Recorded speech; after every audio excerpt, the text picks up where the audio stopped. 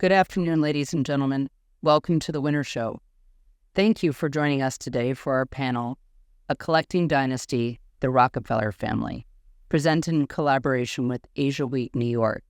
As passionate art collectors and philanthropists with an incredible range of interests that span the globe, the Rockefeller family epitomizes the pinnacle of patronage. Throughout several generations, beginning with Abby and John D. Rockefeller Jr., their unwavering support for the visual arts was critical to the development of many cultural institutions focused on the family members' individual collecting interests, such as Asia Society, the Cloisters, Colonial Williamsburg and its Folk Art Museum, Japan Society, the Metropolitan Museum of Art, and the Museum of Modern Art. I'm delighted to have with us today wonderful scholars, and I'm thrilled to introduce you to our esteemed panelists. Joan B. Mervis, our moderator, is a renowned expert in Japanese art, specializing in prints, paintings, screens, and most especially contemporary ceramics. And she has been an exhibitor at the Winter Show for over 40 years. She is the leading Western dealer in the field of modern and contemporary Japanese ceramics and is a co-founder of Asia Week New York and served as its first chairperson.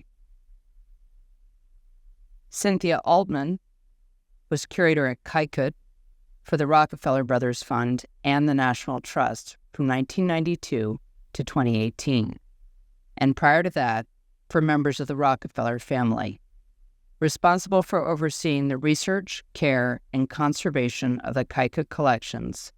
Ms. Altman has published and lectured extensively and has served as a curatorial advisor to Rockefeller University.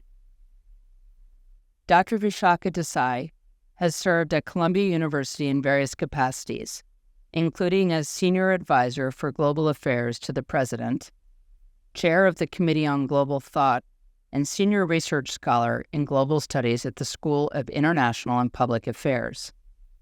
Before joining Columbia in 2013, Dr. Desai served as President and CEO of Asia Society for 8 years and was Senior Vice President and Director of the museum since 1990. And last but not least, our very own Michelle Beanie Harkins. Michelle is a third-generation antique dealer. She started her own gallery in 1987 in New York, specializing in 18th and 19th century English and continental porcelain and European faience. More recently, she's added modern and contemporary ceramics and glass to her repertoire. She is the founder and president of the board of the Wallace Collection in America. Without further ado, I'd like to turn this over to you, Joan. Thank you. So thank you all for being here.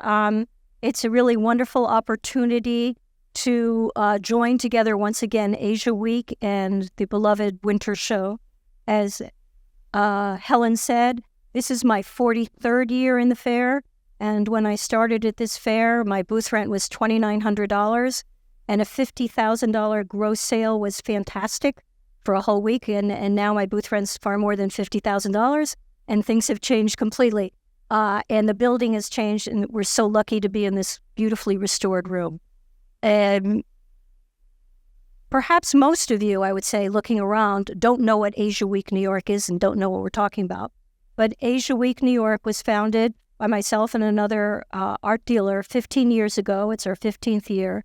And it is a group of Japanese, Chinese, Korean, Himalayan, Chinese, and Southeast Asian art dealers from around the world who come together in March, at which time we have open houses in galleries. We work with the 6 principal auction houses from the United States, and many of whom have offices all over the world, a group of museums, mostly local, but other museums from across the country, as well as cultural institutions. We hold, besides the open houses, there are countless numbers of auctions here in New York at that particular time in March. And we also have exhibitions in museums locally and nearby that focus on Asian art. And additionally, there are lectures and there are ongoing special events. We have collaborated with the Winter Show 3 times for panel discussions. Previously, besides a panel on collecting, we did one on J.P. Morgan, which you might have attended, and most recently on the celebrated collecting family, the Havemeyers. So this time we are turning our attention to the amazing legacy and the extraordinary collections assembled by the Rockefeller family. Today with us, as you heard from Helen, we have 3 fabulous speakers who are museum professionals, art historians, and a celebrated art dealer. Each of these women worked with the Rockefeller family in one form or another over their careers and had personal relationships both with their collections and with their homes and with them as individuals. So I'm very much expecting today's discussion will be both personal as well as informative as well as art historical. So thank you. I know all these women for at least 40 years. It's ridiculous. Who can count some? Now, wait. You are all children. We go back to graduate school, and that was not recent, believe me.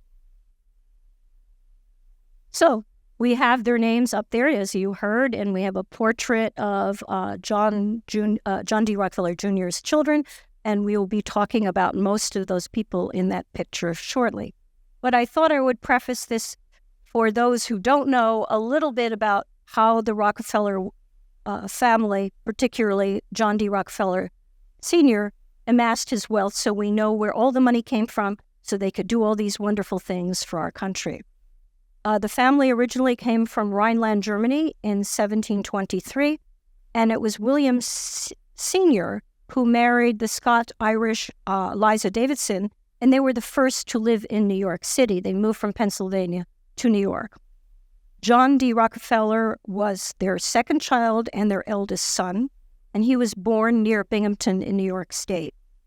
The family moved to Cleveland, where JDR Sr. In 1863 entered the world of oil refinement. And apparently in Ohio, they struck oil, so it became a center for oil production at that time. 1 year later, he married Laura Spelman, and this I didn't know at all, who came from a very religious and fiercely abolitionist family. And Spelman Seminary, which became Spelman College, which I'm sure you know, was named after her parents. JDR became a critical benefactor to that institution, and philanthropy started to become an important part of his life. He and his brother William founded Standard Oil, the source of all their money, in 1870. And within 10 years, they acquired fairly aggressively 90% of their competitors, and so they controlled 90% of the oil production in the United States at that point in time.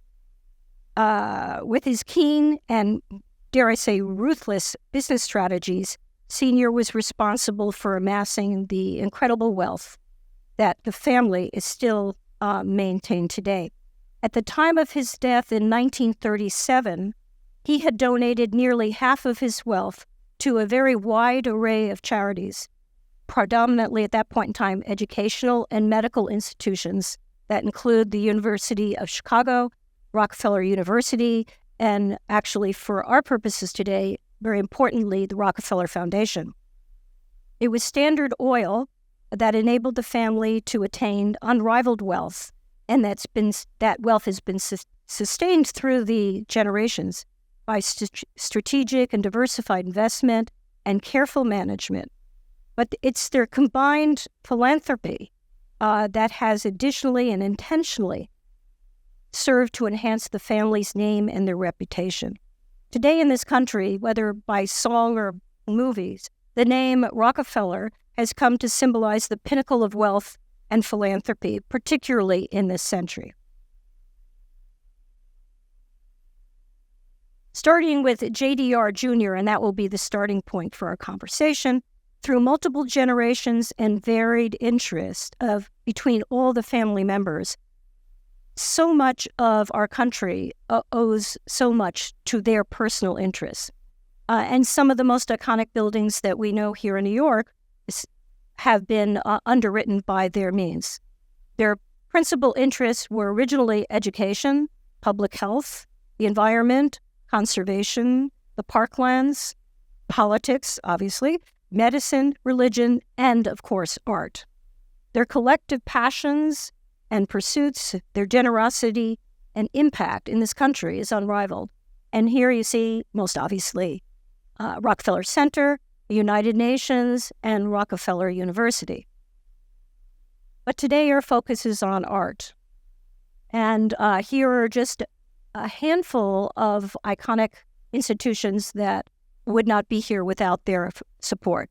Japan Society on the upper left, the Michael Rockefeller wing, which is undergoing renovation at the Metropolitan Museum.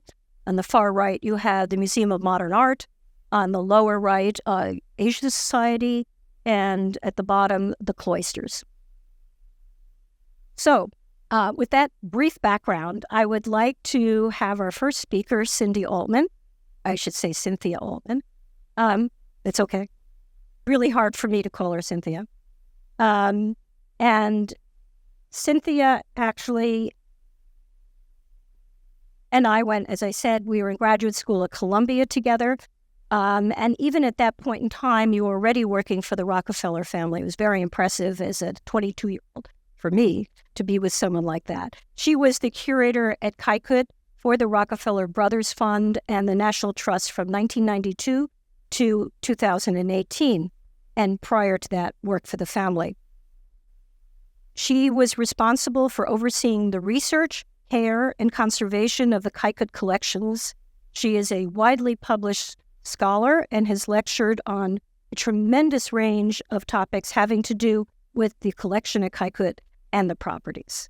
And she remains a curatorial advisor to Rockefeller University. So Cindy, I'd like you to set the stage for us today. And could you give us a general introduction to the Rockefeller family as collectors, beginning, of course, with JDR Jr., and, of course, Abby Aldrich Rockefeller, his wife. And what was their relationship to art, and how did their different sensibilities and their appreciation of aesthetics inform what they collected? Thank you, Joan. This is Kykuit. I had a chance to visit, but is this working? Thank you. The forecourt and the portraits here, first of John D. Rockefeller, who was not a collector. John D. Rockefeller Jr. and John D. Rockefeller Sr. moved in 1804 to a house on 50. It had been decorated by some of you. Yeah. Many of you are probably closer to you. Yeah, sir. Yeah, That's even loud. Yeah. No. Because otherwise they can't hear. Just go like this. Okay. Okay. The house on 54th Street had been decorated by Edward Shasti for Arabella Worsham, later Huntington, and some of the rooms are in the Brooklyn Museum, and the most recently one has been installed at the Metropolitan. But he moved in and didn't change anything at all. So he was not a collector, but his son, John D. Rockefeller Jr., and his wife, Abby Aldrich Rockefeller, both were, and they were both born in 1874, married in 1901, but they had very different tastes in their collecting. This is another family portrait with, John D. Rockefeller Jr. and Abby and their 6 children, left to right. Lawrence, and the eldest was also called Abby, Babs. John the third, David is the youngest in the center, then Winthrop and Nelson. John D. Rockefeller Jr. amassed a wonderful collection of Ming and Qing dynasty ceramics. His tastes were for intricately decorated and anonymously crafted works of art, such as porcelains. He built a substantial and important collection, many of them purchased from the Morgan collection. J.P. Morgan had died in Rome in 1913, and his collection was sold by the executors through Duveen, of course, to Frick, Henry Clay Frick, Joseph Widener, and then Mr. Rockefeller. He was drawn to the delicate intricacy of the patterning, and in an oft-quoted letter appealing to his father for a loan in order to purchase some of them, says, I have never squandered money on horses, yachts, automobiles, or other foolish extravagancies. I have a fondness for these porcelains, and it is my only hobby, the only thing on which I have cared to spend money. It's quiet and unostentatious and not sensational, and most importantly, it will hold value. So, and the loan was granted and later forgiven. This is the two homes on 54th Street. The one on the left was number 4 West 54th Street, and that was Senior's home. And then John D. Rockefeller Jr. had the one on the right built in 1921. The architect was Wills Bosworth, who had designed the gardens up at Kykuit. John D. Rockefeller Jr. was also very fond of textiles, both tapestries and rugs, and these will be familiar to you. The unicorn tapestries, which he acquired in 1922, they were from a Paris dealer, but they were being shown in New York. And then in 1935, he gave them to the Cloisters. This is one of the rooms in 10 West 54th Street where he had them hung on all 4 walls and gave them. This will be more familiar to you. Abby's interest in modern art began in the mid-1920s, and she was interested in art as a form of self-expression, flowing thin, so a very different sensibility than John D. Rockefeller Jr. We don't think she attended the Armory Show in 1913, but a number of her friends and people who would become advisors to her did, especially Arthur B. Davies, who was one of the organizers. She wrote to one of her sons, "Art is one of the great resources of my life. I feel that it enriches the spiritual life and makes one more sane and sympathetic, more observant and understanding, as well as being good for one's nerves." In 1924, she took a trip with her sister Lucy and her daughter Babs to Europe with Wilhelm Reinhold Valentiner, who was director of the Detroit Institute of Art. She went in 1924, and he introduced them to a number of the German expressionists, especially those of Die Brücke, and that was a lifelong interest that Abby held. So, as sort of a tie to the unicorn tapestry, see, this is a tapestry portrait of the Rockefeller family. I'm sorry, it's quite faded. It's huge. Abby supported artists through commissions and stipends, many through Edith Haupert's Downtown Gallery, where she had discovered such artists as John Marin, Arthur Dove, Charles Sheeler, Stephen Hirsch, and also where she had discovered folk art, because Haupert had opened a second gallery and was showing folk art at the time. Haupert had brought in folk art thinking, believing that the pieces would add dignity to the contemporary works that she was promoting. The commissions that Abby gave helped many of the artists through the late 1920s and 1930s, which was a rather bleak time. These are portraits of horses, her favorite horses at Picasso. She asked Ben Shahn to come up in 1931 to paint her favorite horses. She also asked Charles Sheeler to go down to Williamsburg to document the creation of Williamsburg that was happening in the mid-1930s, both by photographs and also by paintings. And the reason I was showing you the tapestry to begin with is that she commissioned that from Marguerite Zorak. And it was paid for over 3 years, but in installments of $500 a month. So you can imagine how important that was to the family in those years. In order to keep her passion separate from her husband's sensibilities, she turned the top 2 floors of their home into gallery spaces, and they were commissioned Donald Deskey and Duncan Candler to decorate them. This is one of the rooms and you can see the combination of the modern American, the modern European, some folk art over the fireplace is a painting called the True Cross, but it's painted on mattress ticking. And to the right, the child in a chair is one of the favorite paintings down in Williamsburg. It was one of her first acquisitions of folk art. There's a Benin head and a sculpture by Lanebrook in the first image as well. This is a second room where you can spot a Van Gogh all the way to the left, Sheeler through the door, to flower studies by Rendell.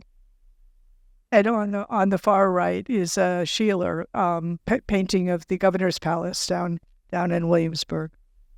This is Edward Hicks. All of you will recognize the Peaceable Kingdom, and the reason that we all recognize is that there are 42 of them. This is just one version. Hicks actually painted 42. So, thank you, Cindy. There's a great way to get started and get a sensibility of a couple who had very different tastes. My next question goes to Vishaka. Vishaka Desai has served at Columbia University in multiple capacities, including as an advisor at the highest level on global affairs. But more relevant for us here today, she served as president and CEO of Asian Society for 8 years and senior vice president and director of the museum starting in 1990. Prior to Asian Society, she worked at the Cleveland Museum, the Brooklyn Museum, and the Museum of Fine Arts, Boston. So her depth of knowledge of a broad spectrum of Asian art, I would say probably spanning a couple millennia, is formidable in the world of Asian art today. And we are lucky and delighted to have Vishaka with us here today. Thank you. So my question to you is, for those of us who are in the Asian field, and that's 50% of what we're talking about today, and especially here in New York, the Rockefeller legacy looms not just large, enormous.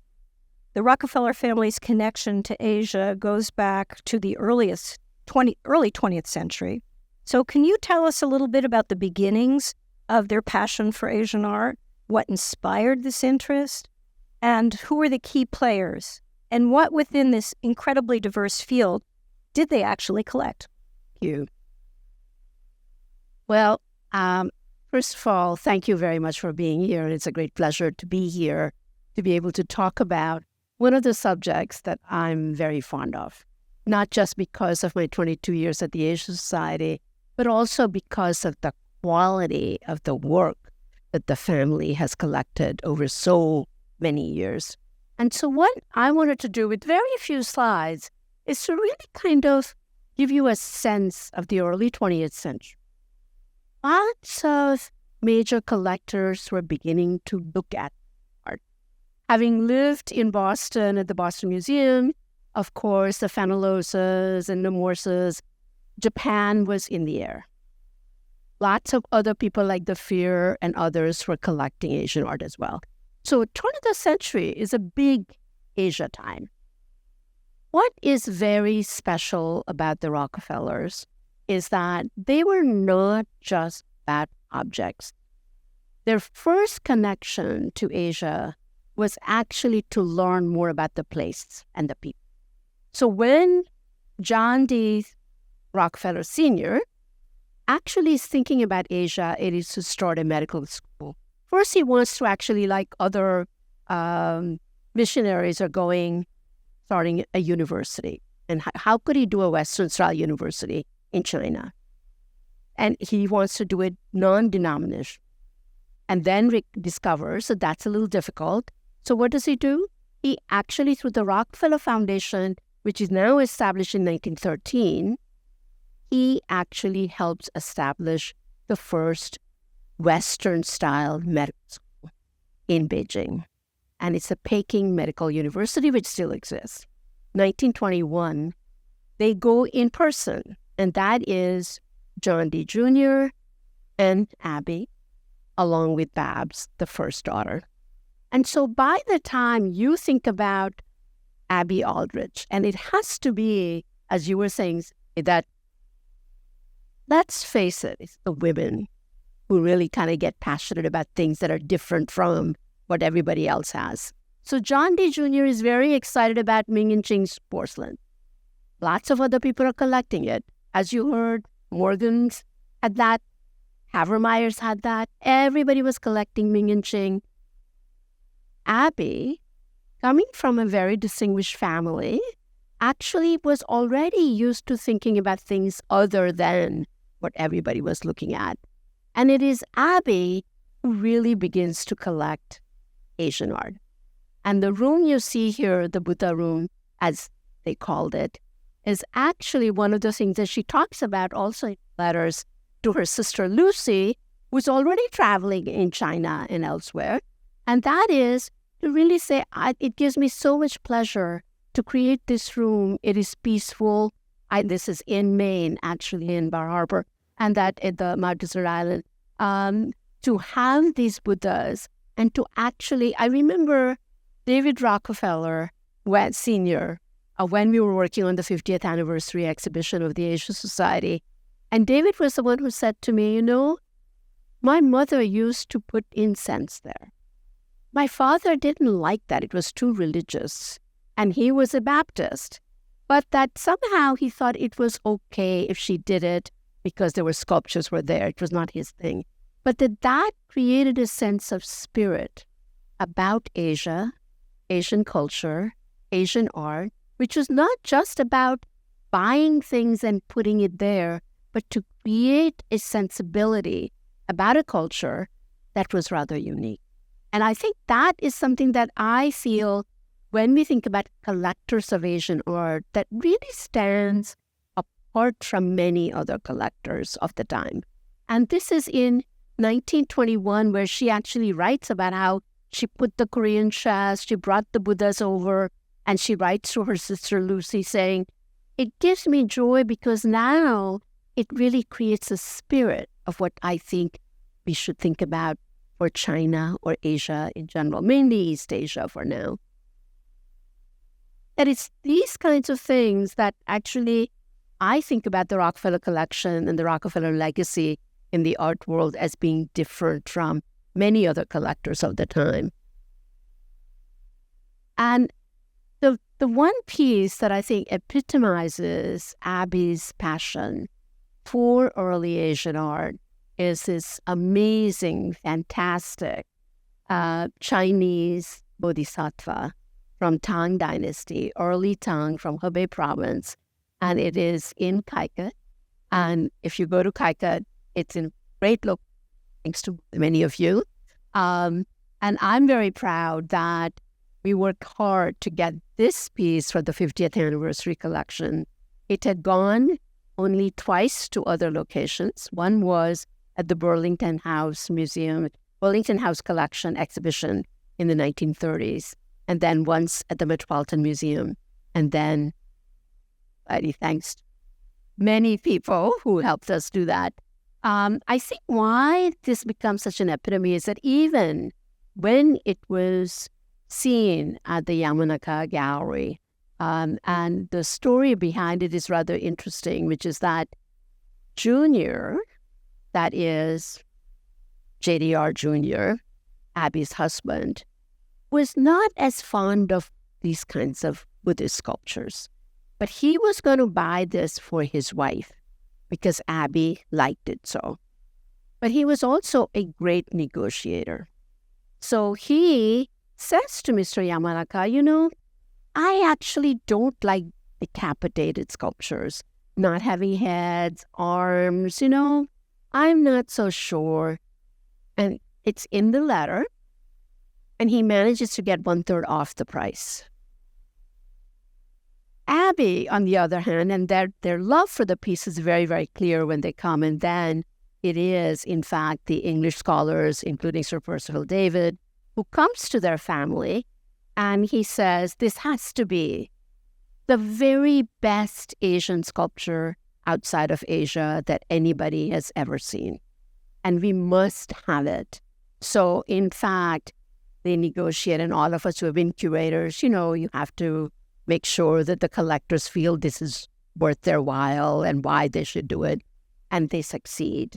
And one of the reasons why was that one sentence that Sir Percival David says is that, it is almost good or better than a Greek sculpture. Some of us might cringe at that. It's like, why are you comparing it to something else? But anyway, at the time, people really thought that that was the epitome of great sculptures. The other thing about the sculpture, like this is rather large and it has a tremendous presence, amazing grace, the most beautiful Hebei marble that you will see. And part of it is that kind of connection of the early Indian sensuality that came from India, from the Gupta period, into China in the 5th and 6th century. By 8th century, early 8th century, it becomes almost perfected. But the detail and the kind of subtlety that the piece has, along with the lotus pedestal, but especially the movement of the sculpture, is what captivated people.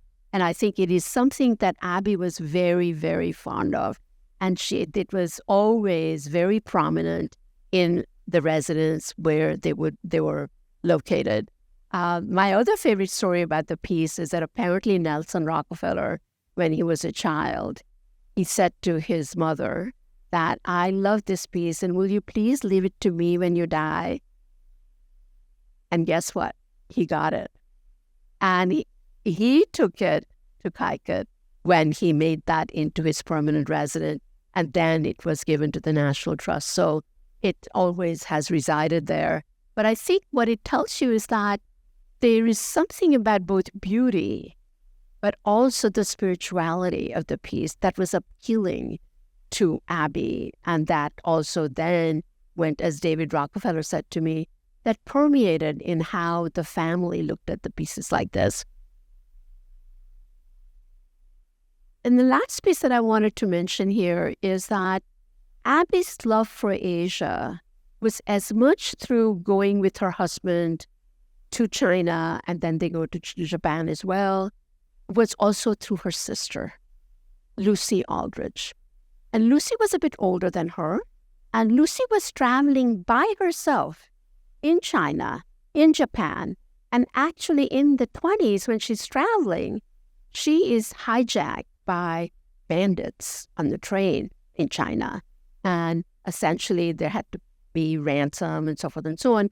But the point being is that here is a woman going alone, traveling everywhere, meeting people and collecting. And one of her love was also us. And she collected the most incredible robes, snow robes, theatrical robes, kabuki robes. And that whole collection is in the Rhode Island Institute of Design, RISD Museum collection. And so I think when you look at sculptures like this and you look at the relationship between Abby and Lucy, it becomes very clear that there was a love for travel, there was a love for art, there was love for culture. And these are the three things, along with the people they met and made personal relationships with, that really permeates through the Rockefeller family, even through multiple generations. Thank you, Desai. Vishaka, at RISD's, there's also a large Rockefeller collection of Japanese prints. Did those come from Lucy, from Abby? And David Rockefeller had a very nice collection of the prints. We have at the Asia Society some, but that collection is really Abby. But it was when she traveled with Lucy in Japan. Wonderful. For her. Lucy bought for her and sent things back. Right. Yeah. Thank you. And actually, David also gave European porcelain to RISD. So we have to, bring that in. There's a fantastic pair of Vincennes river gods, which was also a gift from David. So that is the wonderful Michelle Beanie Harkins, who's been an exhibitor in the Winter Show almost as long as me. And I met Michelle here at the fair. She was my across-the-street neighbor and has remained a good friend ever since. She is a third-generation antiques dealer located here in New York. She started her own gallery in 1987 here, and specializing in 18th and 19th century European and continental ceramics, as well as French decorative arts, Renaissance jewelry, and more recently, contemporary and modern ceramics and glass. She is with us today because, as a recent college graduate, she was employed by Nelson Rockefeller to work on his collection and assist with acquisitions. So thank you for joining us, Michelle. My question to you, to get started, is moving to a specific medium that is prominent in both Asian and European arts, namely ceramics. Your family has enjoyed a long and quite close working relationship with the Rockefeller family, starting with your grandfather, who was the founder of the antique porcelain company specializing in 18th and 19th century ceramics in London, and later on 57th Street here in New York.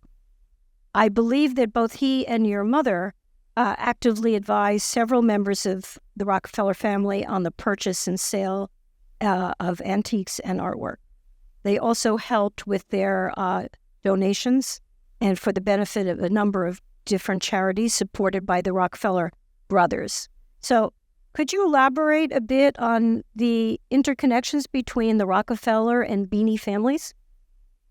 It would really be the Weinberg family to start with, because that was my grandfather. But yes, thank you. Mm-hmm. So the relationships with my grandfather started in the early 50s, with David primarily being the very enthusiastic collector of European porcelain. He traveled a lot to England, came into the antique porcelain company, got to know my grandfather, and bought things quite regularly from him, but also patronized all the dealers, both in Europe and in the US, for all his collecting. He was a very traditional collector, so his home had the English 18th century furniture with the silver and the impressionist paintings, early modern masters, and he wasn't as out there as some other members of his family then became. And he loved Asian porcelain as well as European porcelain. He collected a lot of Chinese export. The whole family loved services. So there were services of every manufacturer of the 18th century, which were to be found in all their homes. And there's even a Chinese export service known as the Rockefeller service, because pieces were owned by so many members of the family, passed backwards and forwards, and the pattern has acquired their name. He came into the gallery a lot, and one of the great things that he bought from my grandfather in the 50s was this pair of Chelsea place tureens. So they're actually, the covers come off. They were made at the Chelsea manufacture in about 1755, and are one of the great sort of entertaining and very eccentric objects that were made at this trompe-l'oeil period. And they've even got, both have got their ladles in the forms of fish being swallowed by the bigger fish.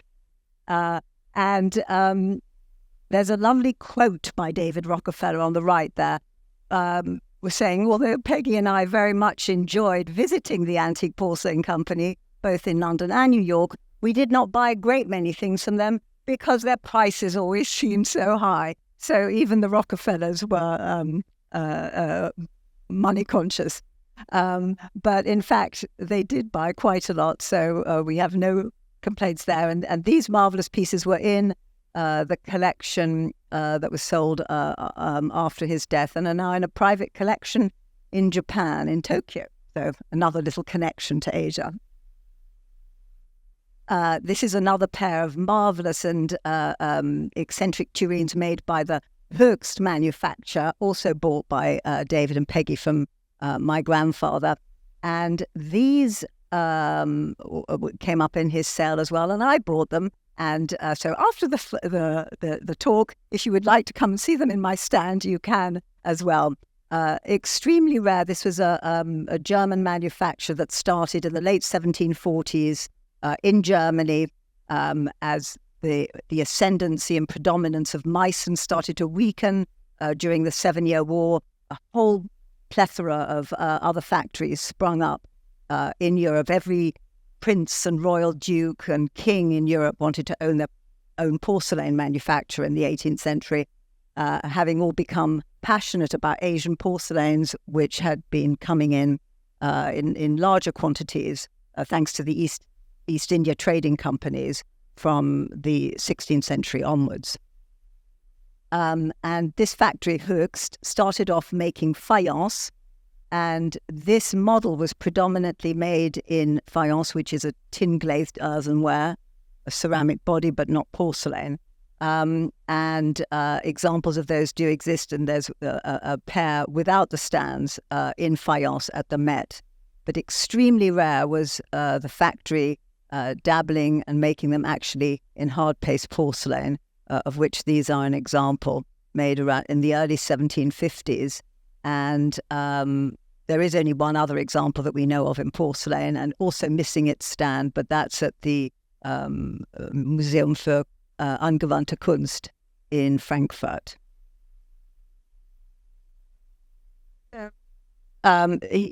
So my grandfather did a lot of business with David Rockefeller, but his great friendship was in fact with Abby Rockefeller Mose and her husband, and they were great friends. And she did buy, but she bought lots of sort of more decorative porcelains and not really significant or important pieces, but she liked quantity and enjoyed my grandfather's company very much, and they were very friendly, saw each other a lot.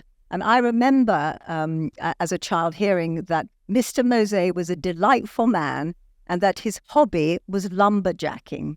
So apparently on weekends, his way of getting rest, relaxation and exercise was going out into the forest with an axe and chopping down trees and then cutting them up into small pieces. I don't know if that's true, but that's what I've always heard about him. Anyway, so either the Moses or David Rockefeller at some point brought Nelson and Lawrence into the gallery, and they met my grandfather and grandmother in the early 60s, and they started an interest in collecting European porcelain, and Nelson in particular sort of saw my mother, and it was a coup de foudre, and it was an instant friendship. And between the two of them, from the early 60s to Nelson's death in the beginning of 79, she was his dealer, and he really wanted her to help him with all his collections, which she did with the exception of modern art, which she said she had no sensibilities for, and so she couldn't help him there. But she helped him a lot with his other collections, which I'll talk about later. But their friendship grew. His collections of European porcelain increased at that point. And then in 1971, Martha Baird Rockefeller, so the second wife of John Rockefeller Jr., passed away. And Abby had died in 1948. John Rockefeller had married his second wife, Martha, 3 years later in 51. She was not an art collector. She was passionate for music, and her interests lay in there. But she had all the family collections in her home. She also lived at 740 Park. In fact, both Abby Martha died at 740 Park in their apartment there.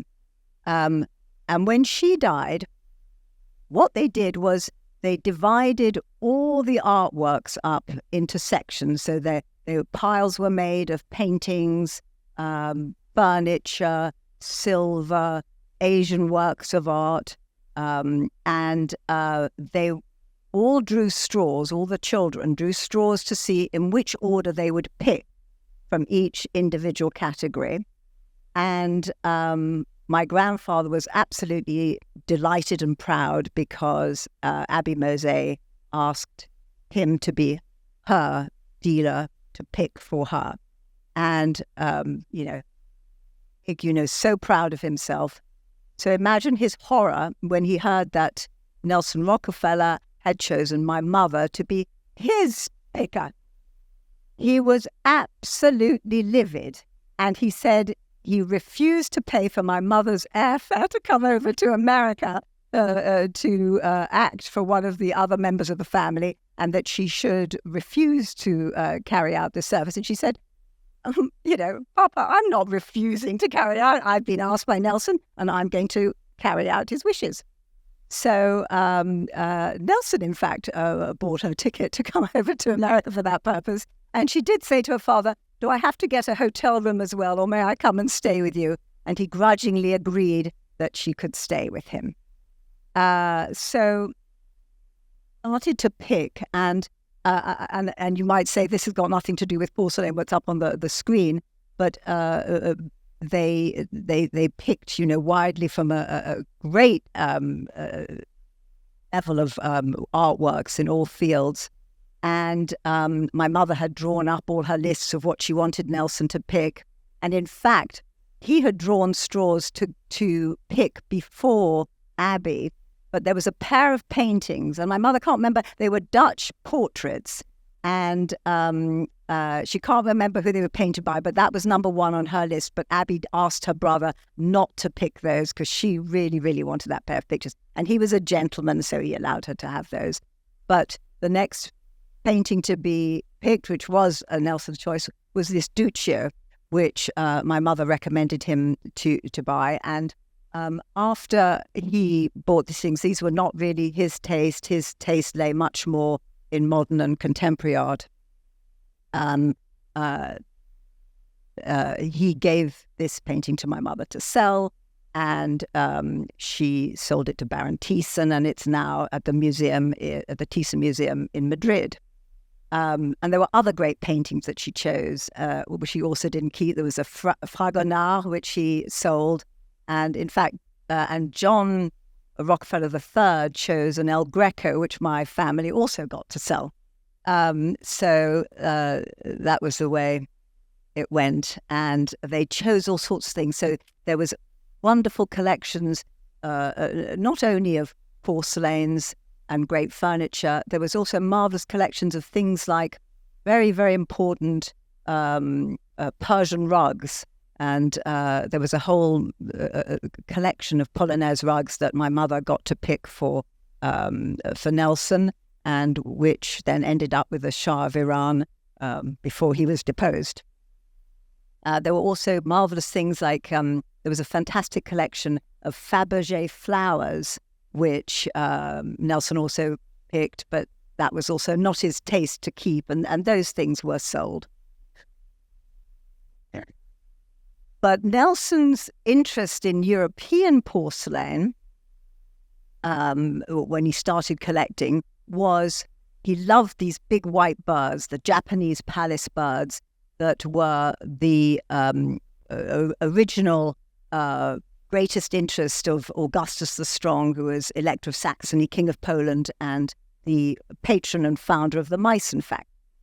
And just as Augustus the Strong wanted to furnish his palace with life-sized animals and birds, so the passion that Nelson had for these big birds showed itself in three pieces that he bought, all vultures, actually, from my family.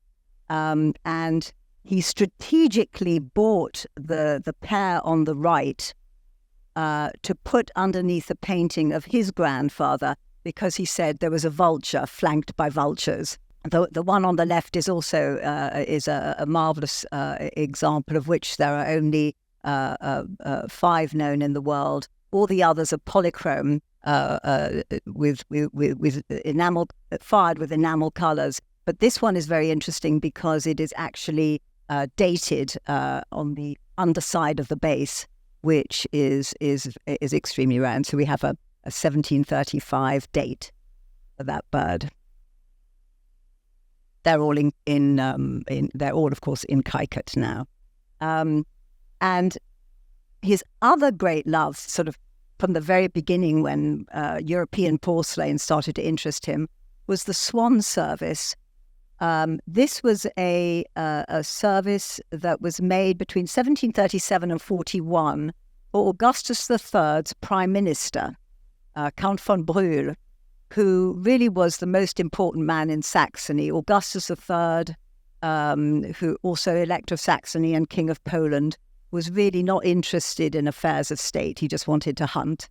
And so he left it to his prime minister, who was also director of the Meissen factory, to run the country for him. And Brühl lived on a very, very extravagant standard and level, and could commission anything he wanted from the Meissen factory for himself. And so he commissioned this service of about 2,200 pieces called the Swan Service. It bears his arms and the arms of his wife, who was a Polish countess von Krakowska.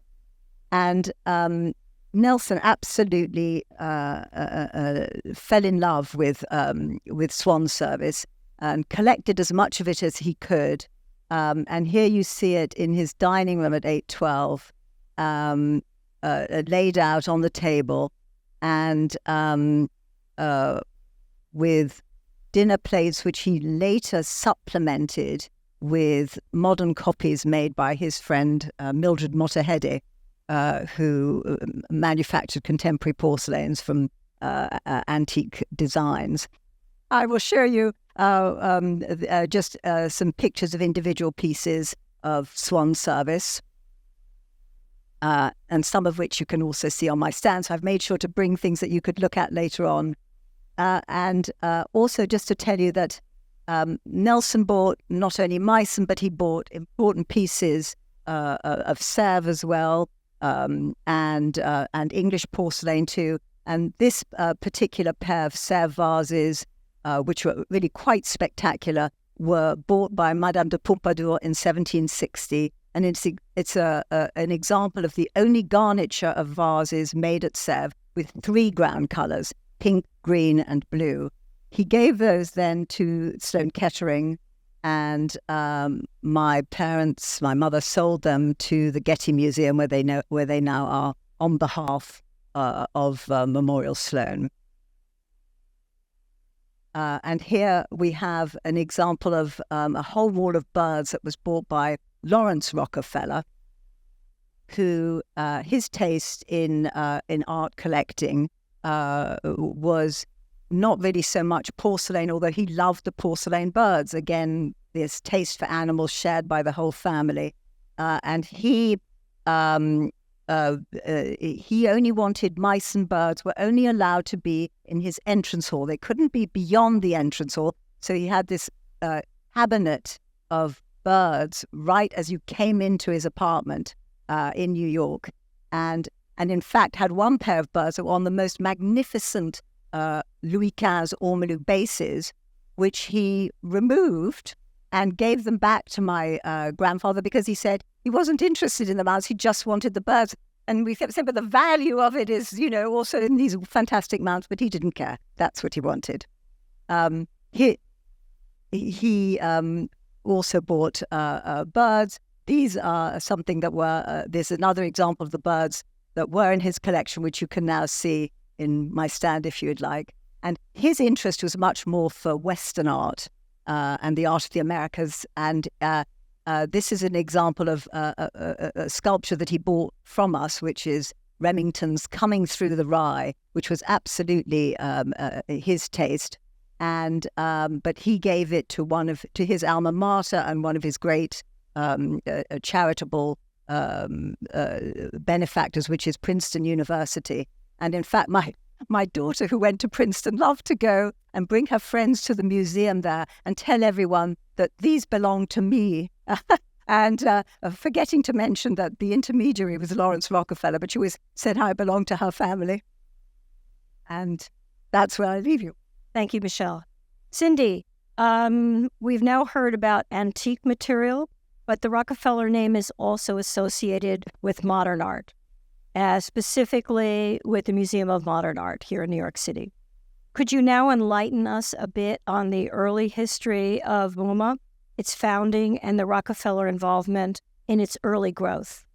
What was the role of Abby as one of the founders, and how did other members of the next generation step up to develop this really truly celebrated, internationally renowned museum to the museum it is today? In the time we have today, we can only briefly consider the early history of MoMA. So during the spring of 1929, a small group of people got together, taking the first step towards a Museum of Modern Art, to shorten the lag between creativity and appreciation.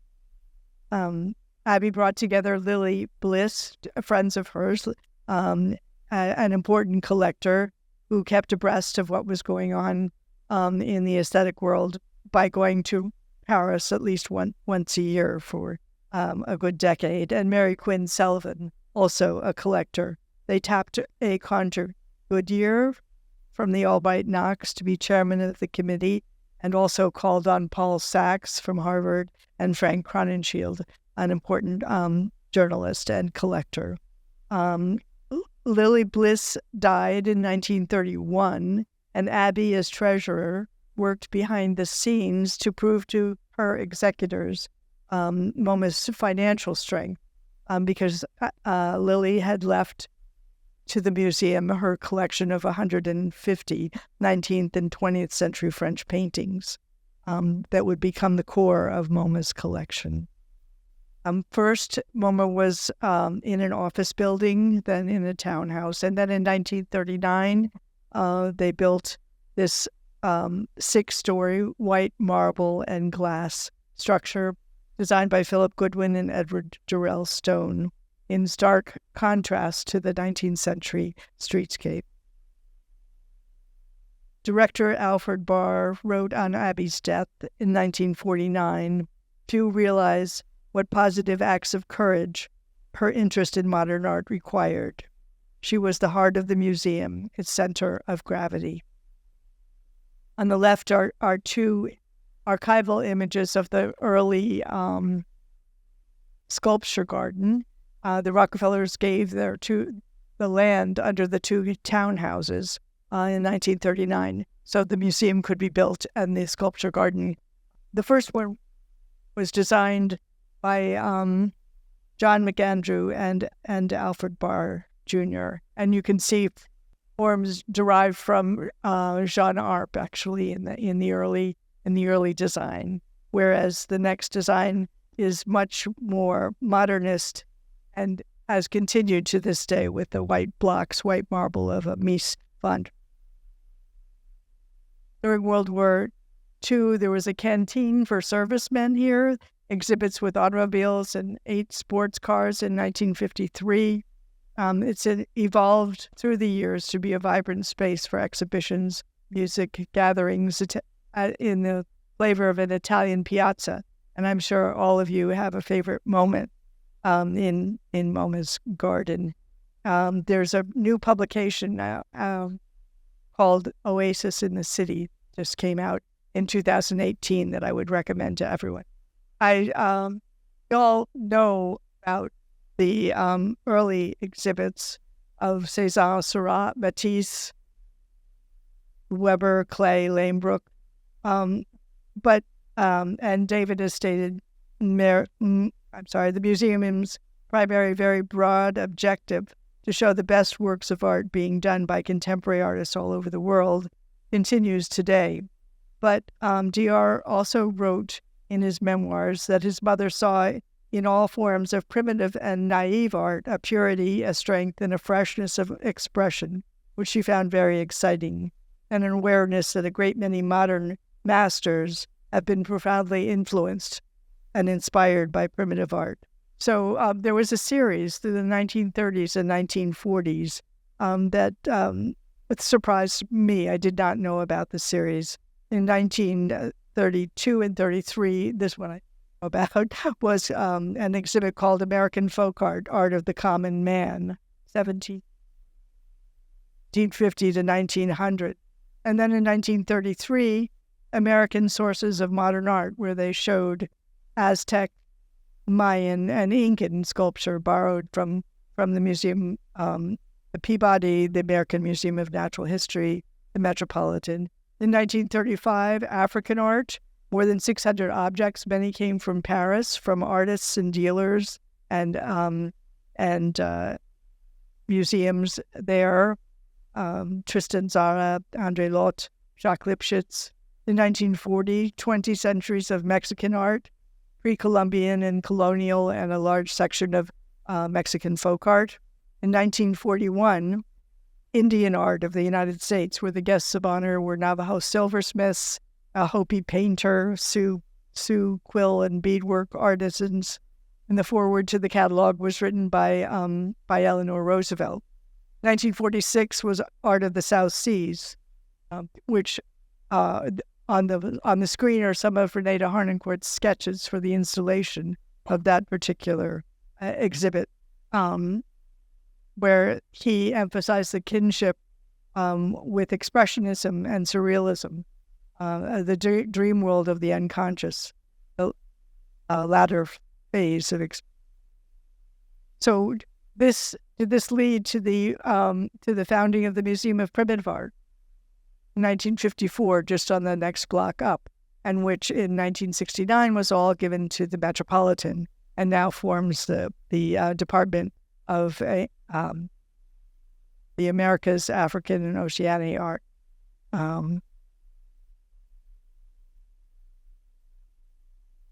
One more slide for you, section. Oh no, two more slides. This was another exhibit in MoMA's garden. There were 3 houses in the garden. The first in 1949, commissioned from Marcel Breuer. The top is the installation in the garden, and as it exists today, below it, up at Picantico, where it's a guest house or a house for residences, residencies of artists and visiting writers. And on the right is Yoshimura's Japanese house, which was 1954. And after the exhibit, this was given to the city of Philadelphia and to the public as Shofuso in Fairmount Park. Sorry, too many things at once. I'm sorry. While Abby supported MoMA's collections in many ways, the print collection is really her legacy, and the print room at MoMA. She gave them more than 1,600 works on paper, mostly prints. She collected a broad spectrum, beginning with Japanese prints, a love that she shared with her sister Lucy, but also American, German expressionists, French, and Mexican. Thank you, Cindy. A whirlwind tour through basically the art of the world. I had no idea that it was all on 53rd Street. Which to cover to tell it. So I picked some things that I didn't know. So thank you. Vishaka, my last question to you is, you were involved with Asia Society for more than 2 decades. Feels like forever and ever. First as director and then later as president and CEO. And this multidisciplinary organization that was financed by John D. III. So John had a deep and abiding interest in all aspects of Asia, as I understand. But the collecting patterns that John and his wife Blanchette shared were quite special. So their unique collection of traditional Asian art has formed the basis of Asia Society's holdings. So From what you know, can you tell us a little bit about how this collection was formed and what are its particular strengths? First of all, let me just say that there is so much to say in each area that we could be here for a day and we would still not be able to cover it. So what I will do again is just use few examples to give us a sense of the founding of the Asian Society, but particularly John D. III and Blanchett's connection to Asian art. And I think that what is important to recognize is that from what you heard from Michelle, there was some feeling of buying in bulk, right? There's lots of stuff that you have. You can get this, you can get that. The thing that's unique about J.D.R. III and Blanchett's collection of this particular kind of Asian art is that they bought only one of a kind. And they were very clear that that's how they're going to start. So it was not buying things in a huge bulk in any way. Right from the beginning, it was, how can I buy the best, the finest, what it is? And what you have heard is that being a Rockefeller, and this is John D. III, the oldest son, it was not a question of whether he would buy. It was just what they would collect. And they collected many things. American painting. There were other things that they collected. But when they started collecting Asian art in earnest, and remember, John D. III was going to Japan right after he graduated from Princeton. His first trip to Japan is 1929. And after that, he's going every year. And in those days, that meant going for 2 months. It was not like just going for a week, as many of us do now, for 2 days and come back. And then, as he gets married to Blanchette Hooker Rockefeller, they are going also every year. And this in itself, first Japan, then actually China is difficult in the 30s and 40s because of civil war, and gradually Southeast Asia and then India. His interest in Japan is deep. He is responsible for finding the I House, and because of the I House, the International House in Japan, the Indian vice president, when he goes to India in the early 50s, says, gee, couldn't we do something like that? The IIC in India is also inspired by him. So he's very interested in the population issues. He's very interested in all the contemporary issues. But John D. III is one of the first people I know who actually said that if you look at contemporary issues and policies by themselves and don't understand culture, you will not have deep understanding of either the problem or the uniqueness of Asia. And he said this at the Council on Foreign Relations. Very important. At the same time, he said, if you only get lost in collecting, it would be airy-fairy, and you will forget that these were made by history, people, culture, and you need to understand deeply, therefore going there is important. He takes his son, Jay Rockefeller, and Jay goes there for 3 months, and he lives there 3 years, learning Japanese. So all of this is very deeply rooted in his psyche. So when he starts collecting in earnest, it's very, you heard that they were interested in ceramics, they were interested in porcelain for a long time. So what does he start collecting? Early Chinese ceramics, Sung, Yuan, things that other people were not collecting as much as what he started doing. The other thing about him is that he decides that if he's going to buy the best and the finest, he needs a partner. And he finds Sherman Lee, the ultra connoisseur of Asian art, if ever there was one. And I feel very fortunate that actually Sherman happened to be my mentor, because my first job was at the Cleveland Museum as a 21-year-old, right? So the thing is that how can a museum director be an advisor to somebody who is a private collector like that? And John had in mind that eventually this collection will become one collection. So they created a deal with that if any one of them saw the piece, if Sherman saw it first, he had to offer it first to Cleveland Museum. But before that happened, they actually would devise a system that independently they had to grade. If both of them agreed that it was A and A+, then only they would go forward. Then, if Sherman had seen it first, it had to be first offered to Cleveland, and Cleveland has a fantastic collection of Asian art, as you know. And then, only then, but if JDR III had seen it first, then he had first dibs. He would ask Sherman for advice, but he had first.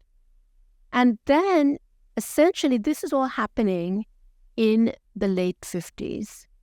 By 56, Asian Society is founded. And that happens because Japan Society is resuscitated after World War II, after being dormant. And as he does that, and he's also involved in the first collection of Japanese art at the National Gallery, where Sherman is also involved. And that's how they meet.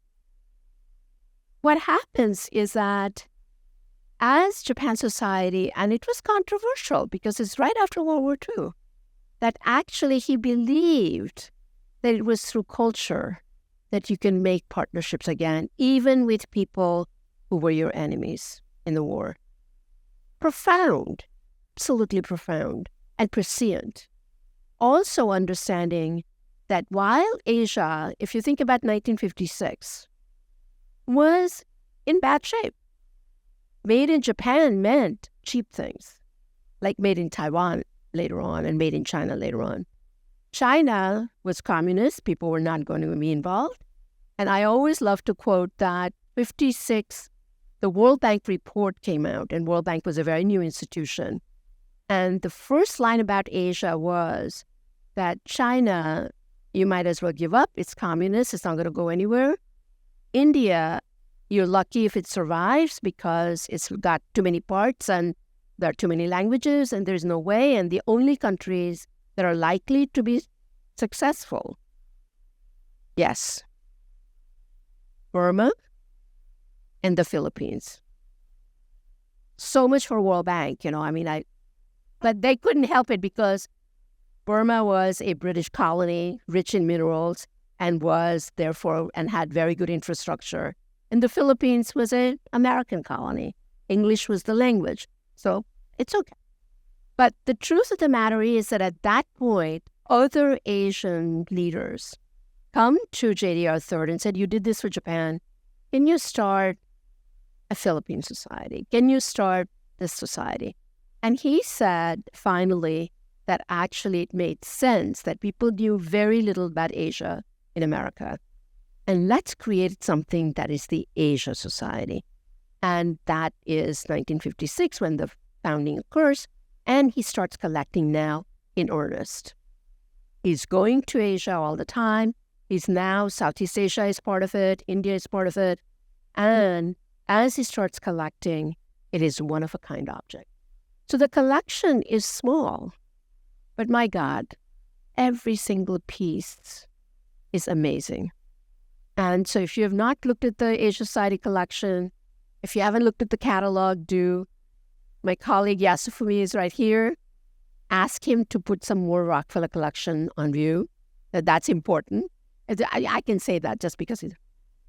But this first piece, why I started with this, is that this is a very, very unique Yuan Dynasty large plate. And it's a plate that probably was meant for the Islamic world. And it is actually something that probably came from China to Turkey. And then from Turkey, it was given as a gift to the Mughal Emperor Shah Jahan in India. And it was in the imperial collection of Shah Jahan in India, the builder of Taj Mahal. And these kinds of pieces are really this, along with beautiful sung pieces, monochromatic, that are part of the backbone of wonderful collection of Chinese ceramics at the Asian Society. The other thing that's rather special about the collection from Chinese ceramics of early period that also go to Tang Dynasty and even a Wenshang bronze, but is amazing collection of Indian sculptures. So when I first came to the Asian Society, and of course I'd known the collection, from Boston, which was the seat of Kumaraswamy, where I was a curator, And I would say, you know, if only we had one decent Chola bronze. Asia Society has 14, and each one better than the other. This one, this Krishna dancing on the Kaliya, was actually one of those pieces. And I do think that the South Asian collection of the bronzes and some of the early Gupta sculptures that are in the collection are because Sherman had a real knack for amazing sculptures. And he convinced John III that actually this is something worth looking at. And it was at a time, in a contemporary context, this is problematic, I understand. But in the 60s, lots of these pieces were coming out. And that had to do with things were found underground, they were buried, people were selling it. He never bought in India. He bought mainly in London and in America. But these were the pieces that he found. And I think that it's a whole different conversation we can have. But it is worth thinking about that to have these superb pieces right here is rare. And that had to do with that partnership that was developed between Sherman and John III. And it's also true that along with these bronzes and Indian sculptures of the early period, the Southeast Asian pieces also become part of the collection, and that's also in the 60s. So he did not buy in the 80s, he did not buy in the 90s, because of course he was dead by then, in 1979. The collection comes to the Asia Society in 79, and after that, nothing was really bought. So I think that it is fair to think about the time when he was buying. Is the 60s are actually a different period when people are looking at Asia in a very different way than we might think about today. And it goes without saying that the Japanese things are also very strong. And this hand scroll that has been in the past attributed to the calligraphy by Koetsu and the painting by Sotatsu, perhaps not the right attribution now, but very rare hand scroll that actually was something that I think the Japanese art was where both Blanchette and J.D. Arthur came together in terms of their collection. And it's fair to say that they also bought some modern Japanese art, but they did not give it to Asia Society. And there is lots of stories around that, and Cindy, you have to tell me one day if that's true or not. But I was told that there was a feeling that Blanchette had, and that was that people won't appreciate modern art of Asia, and it is much better to go with understanding the uniqueness of Asian art than the seemingly Western-looking modern art of Japan or other parts.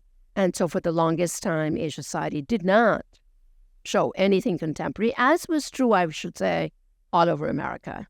And so I'm very proud to say that Asia Society was one of the first major institutions to start doing contemporary art. And now it's become a mainstay everywhere. But that was something that when I actually met with Blanchette, and it was different times, she was not very well, but there was something about having the modern collection in Kykuit, in Tarrytown, that she wanted me to see. And then, so I was able to actually go and look at that. But the Japanese stuff, in terms of the special ceramics, were much more of interest, that were much more earthen, very natural, more contemporary looking, are more Blanchette's kind of sensibility. Japanese art is just one piece of the Asia Society collection. Thank you, Vishaka.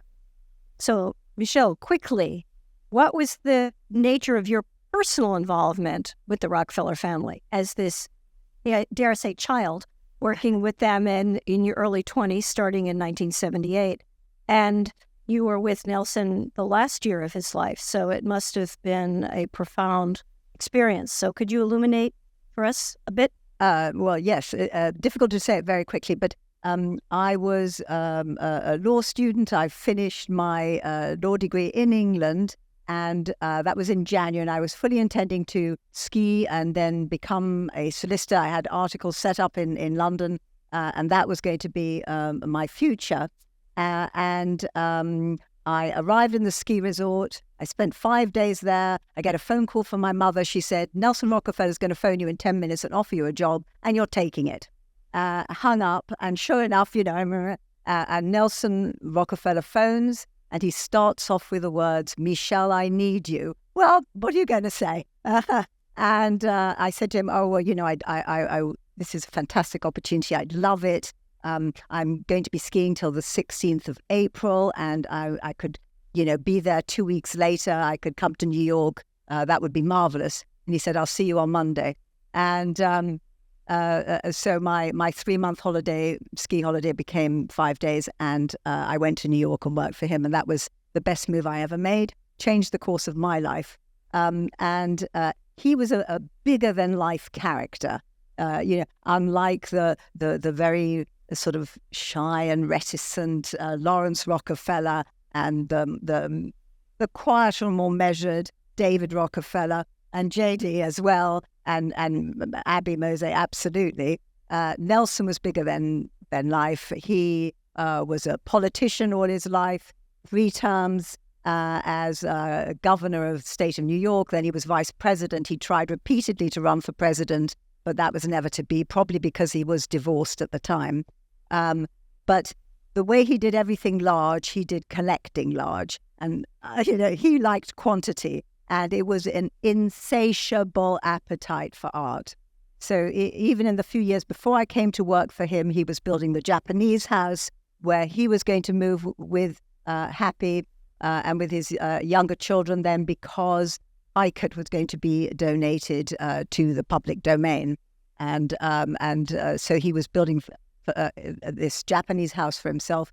He had that Asian sensibility completely. And indeed, I think, Asian art and contemporary art were his 2 great loves. And he was collecting everything Asian for that, for that building. And he was buying things from, the Tang period in Chinese ceramics on. He was buying Chinese furniture. He was buying Japanese screens. He was buying net ski and inros and zubas. And, we had to learn all about that very quickly, because this was, what he was buying copiously every day. Piles of catalogs everywhere with notations and annotations and things. He was, instructions of what you had to go and look for him and how much you had to bid up to for all these auctions. And he had the unfortunate work of suffering from a mild form of dyslexia. So he inverted numbers regularly. And my mother did too. So, he would say to you, okay, Michelle, tomorrow you're going to bid on lot 18 in this sale and you're going up to $50,000. And then, you'd have to sneak in later on, open his catalogs and check that he meant 18 and not 81. And it was, 50 and not 500,000. And so all these numbers were jumbled up, and we had to do lots of scurrying and double checking all the time. He was a great champion of contemporary art. Well, it was he loved modern art. He was he loved the Parisian avant-garde. He loved the New York abstract expressionism. He bought folk art from North America and Central America. Obviously, all Asian works of art, European porcelain, and arts of Africa and the Southeast, probably those in memory of his son, Michael, who was tragically lost in New Guinea. And for him, it was his relaxation, because it was a very high-pressure life that he was leading, and he loved to play with his art. He loved to move furniture around himself. I mean, he'd be carrying things around, placing pieces in different spots, because that was his everything that he did to take his mind off the major problems of the world. He commissioned a lot of contemporary art. So, he was very early one of the people who commissioned his portraits to be painted of him and Happy by Andy Warhol. He commissioned Fernand Léger to design a fireplace for himself at 812 Fifth. He commissioned Matisse to do a stained glass window at the Union Church in Pocantico Hills. And in fact, it was the very, very last work of art carried out by Matisse before he died. And Matisse wrote to him that he'd finished the model for the stained glass window, but Matisse died before it was executed. So really, that's what I want to say to you. There's one wonderful story, which I hope we have the time to tell.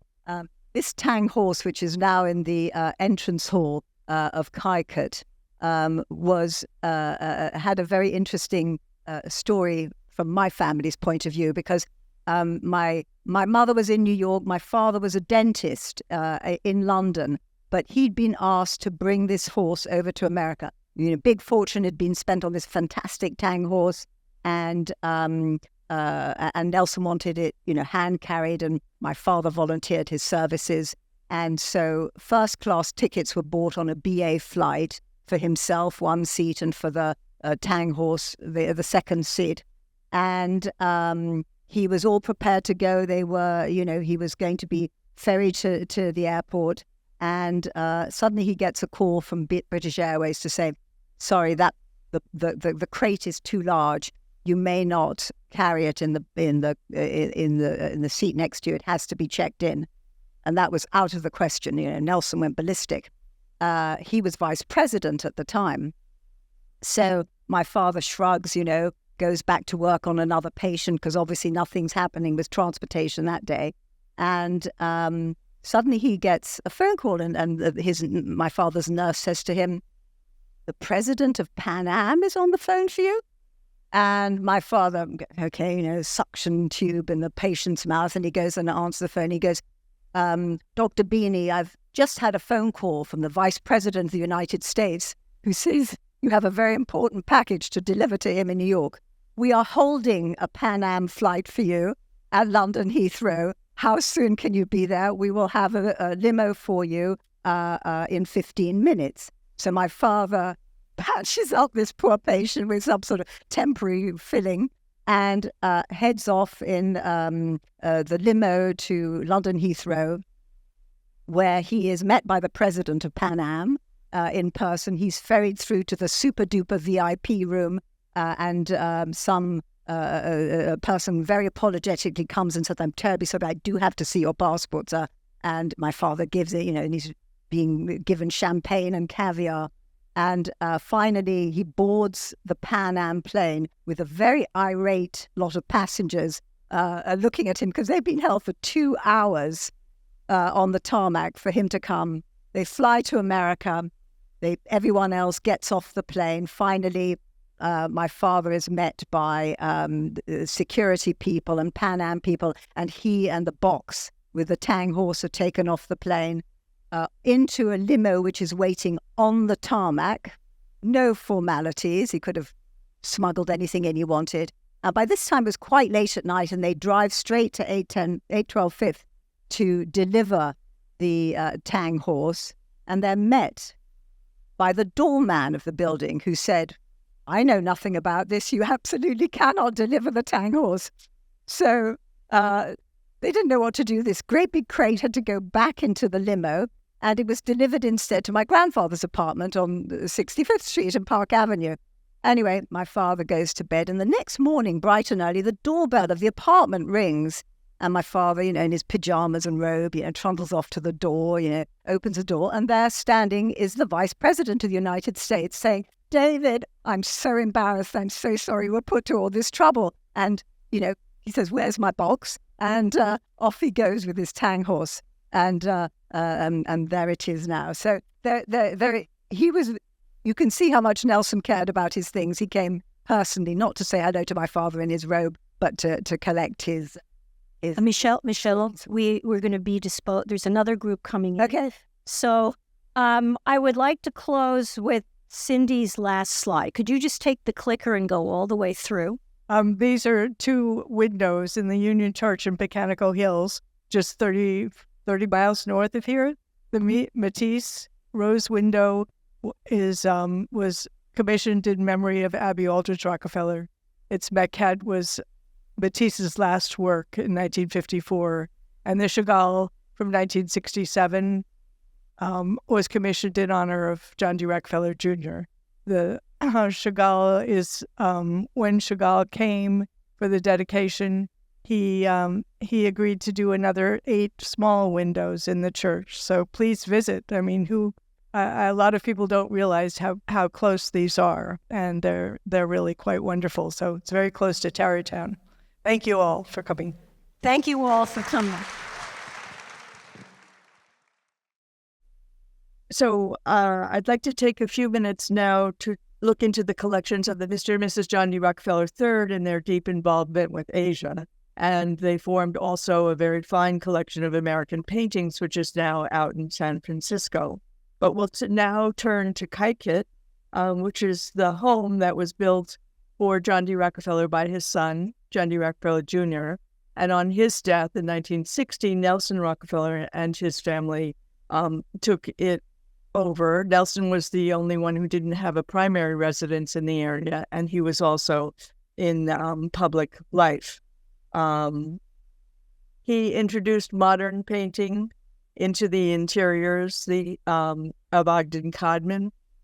You see Miro's Arundella Moor, where an organ, the Aeolian organ, once stood. And then above, around the balcony, are 4 paintings, abstract expressionist paintings, Soulage, James Brooks, Bradley Walker Tomlin, and Carol Appel.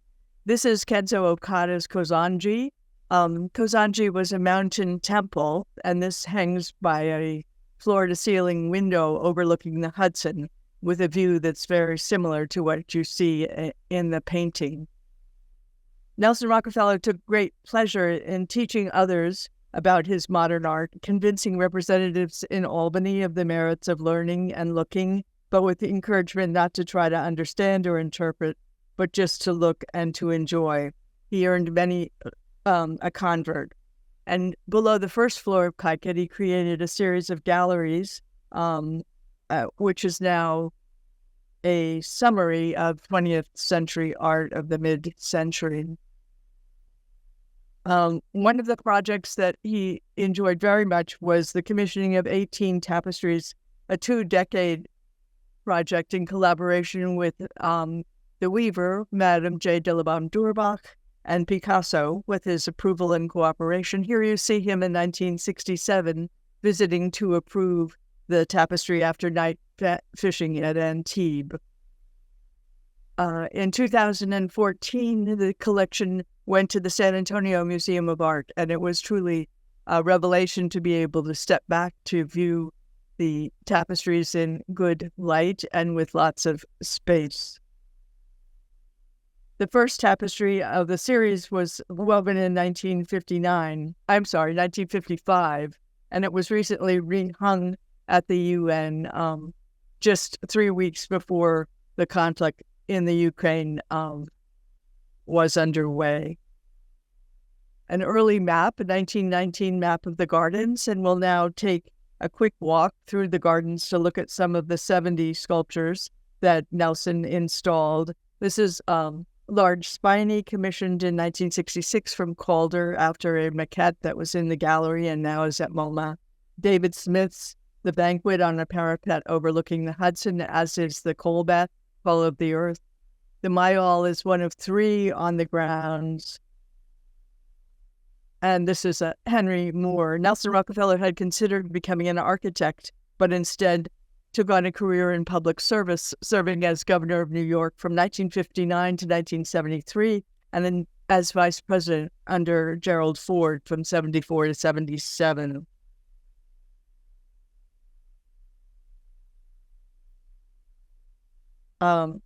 His creative talents can be seen in the placement of the sculpture throughout the landscape.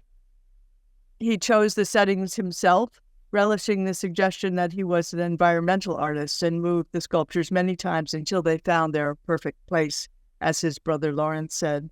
This is the return of the monumental knife-edge 2-piece, I think from the 1969 exhibit at MoMA of his collection. The helicopter placement may seem extravagant, but moving a crane over the golf course with the rigging and the trucking would have caused much damage.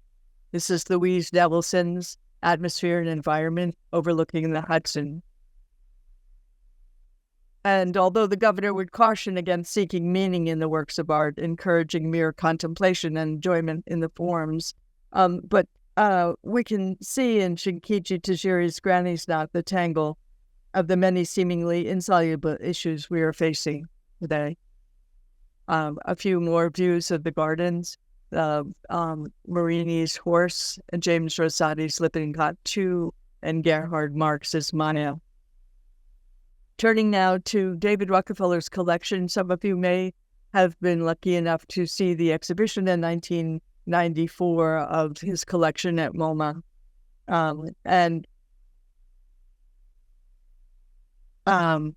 There we go. David and Peggy Rockefeller formed the collection working together. And in his memoirs, David Rockefeller relates a story that shortly after he became involved at MoMA after his mother's death in 1948, Alfred Barr and his wife Margaret Scolari visited the Rockefellers, and Mrs. Barr looked around the room and said something to the effect of, "How can you stand to be surrounded by so many little men in red coats?" And after recovering from the comment, Mr. and Mrs. Rockefeller slowly began to switch their focus and were very much enamored of the Impressionists and built a very substantial collection of paintings, many of which are at MoMA. The Christie sale in the spring of 2018 gave unusual insight into what had been a private collection and also established a new paradigm for as the proceeds were earmarked for 11 of the institutions that they had supported over the years. Thus, after careful stewardship, the fine and decorative arts went out into the world, and the proceeds went to support the institutions that David Rockefeller and his family believed important. This is Picasso's Girl with a Basket of Flowers. It had come from the collection of Gertrude Stein, the estate of Gertrude Stein. There were 47 paintings, 38 by Picasso and 9 by Gris, that were in her estate, which she had left to her nephew, with the life interest to Alice B. Tolkis. A syndicate of 6 patrons of MoMA was assembled, each to have a choice in sequence, the sequence determined by drawing a number out of a hat. And then MoMA, of course, hoped that the collection would end up under their roof. The people involved were David Rockefeller, William Paley, Nelson Rockefeller, John Hay Whitney, Andre Meyer, and William Burton was initially one of the 6. I'm not telling any secrets. This is public knowledge. So the drawing out of the hat took place on December 14th, 1968. Turning back to Picantico and today, the property is owned by the National Trust and administered by the Rockefeller Brothers Fund, whose mission is advancing social change for a more just, sustainable, and peaceful world. Through one of their programs, which supports the arts, many performances, poetry readings, and musical performances took place at Picantico. But there was, for several years in the past, but there was no provision for rain. This structure, the 1908 Orangery, is very close to the main gates going up to Kykuit. It was designed by William Wells Bosworth and quite quickly in 1908 to house an arriving collection of dwarf orange trees, modeled, of course, on the Orangery at Versailles. This was remodeled and is now the David Rockefeller Creative Arts Center, including a stage, a gallery, and studio space for visiting artists. It just opened in the fall of 2022, and these are some shots of the before and after of the interior. I'd like to end with the stained glass windows, which are in Picantico Hills in the Union Church, and I encourage all of you to go and visit. Matisse Rose window which was Matisse's last work, 1954, was a memorial to, or is a memorial to Abby Aldrich Rockefeller, and the Chagall from 1967. It was dedicated in 1967, The Good Samaritan. And then 2 years later, Chagall did 8 smaller windows to go around the sides of the church. So it's a rare opportunity to see windows so close to New York. I'd like to end just with a quote from John D. Rockefeller Jr. From 1938 on the opening of the Cloisters. He said, "If what has been created here helps to interpret beauty as one of the great spiritual and inspirational forces of life, having the power to transform drab duty into radiant living, if those who come under the influence of this place go out to face life with new courage and restored faith because of the peace, the calm, and the loveliness they have found here, those who have built here will not have built in vain." Thank you.